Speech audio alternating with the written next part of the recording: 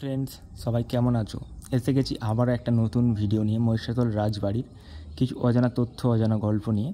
Please ভিডিওটা শুরু থেকে শেষ পর্যন্ত দেখবে, তাহলে সব কিছুই বুঝতে পারবে। প্লিজ ভিডিওটা মাঝখানে ব্যাক করে যাবে না।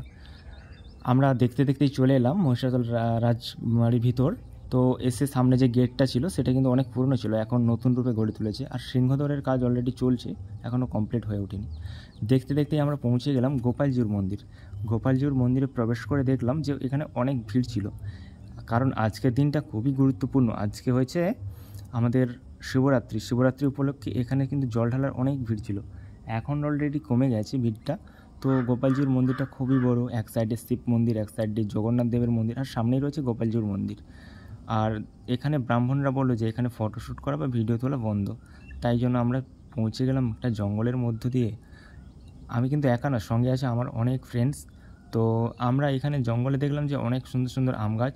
তো এখানে আমরা ভাবলাম যে একটা ফটো তুলব, তাই জন্য ফটো তোলার জন্য আমরা তাড়াতাড়ি করে আম গাছের কাছে চলে এলাম। এসে একটা ফটোশ্যুট করলাম, করে আমরা গোপালজির মন্দিরের সাইড থেকে, পিছন দিক থেকে যে রাস্তাটা ওই দিক থেকে যাচ্ছি। এসে দেখলাম এখানে অনেক খেলাধুলো হচ্ছে, অনেক প্রেমিক প্রেমিকারা বসেও আছে। হ্যাঁ, এইসব। আর প্লিজ ভিডিওটা যদি ভালো লাগে লাইক কমেন্ট শেয়ার করতে ভুলবেন না।